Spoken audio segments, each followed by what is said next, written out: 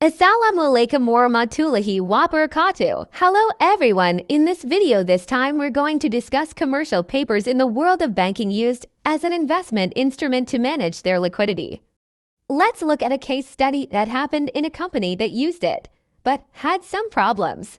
In 2019, a leading investment company in Indonesia, PT, XYZ Capital, became a national focus of concern due to its involvement in a case of counterfeiting securities.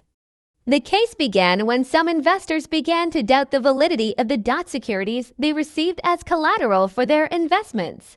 Investors found that the securities they held were uncertainly authentic. They suspected them to be counterfeit, and further investigations by the police and the financial authorities proved this suspicion.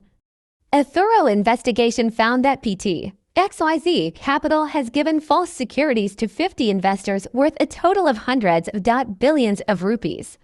This leads many investors to believe that the securities are fraudulent. Several senior executives at XYZ Capital, including CEOs, have been arrested and charged with fraud and falsification of documents.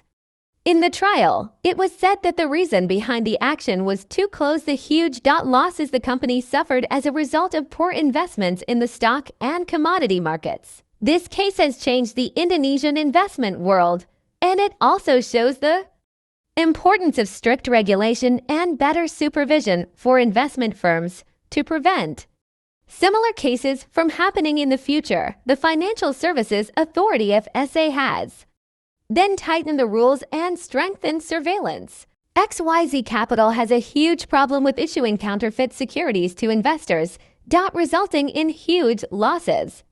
Investors holding false securities feel deceived because their investments do not have legitimate guarantees. Total losses amount to hundreds of billions of rupees, which is very detrimental to the investors. XYZ Capital CEO was also arrested and charged with fraud and falsification of documents. Completion steps. Step 1. Investigation and law enforcement. Step 2. Trial and punishment. Step 3. Reimbursement of losses to investor. Step 4. Improve regulation. Step 5. Education and investor awareness. Conclusion. The case is a lesson for investors to always do due diligence and verify the validity of securities before making an investment. The victims not only suffered huge financial losses, but they were also partially compensated through legal processes and liquidation of the company's remaining assets. Wassalamualaikum warahmatullahi wabarakatuh.